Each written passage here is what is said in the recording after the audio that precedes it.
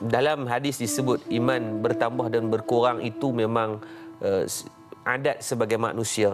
Yang kita risau, yang kita takut adalah iman keluar dan masuk. Kan Nabi sebut dalam hadis yang paginya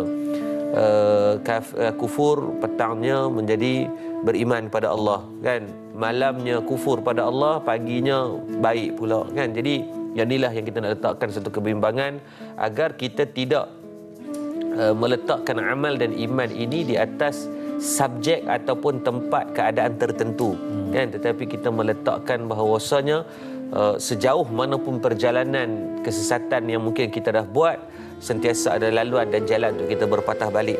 Sebanyak manapun amal yang telah dilaksanakan, doalah agar Allah memandu hati kita istiqamah sampai mati dalam keadaan melakukan amal tersebut.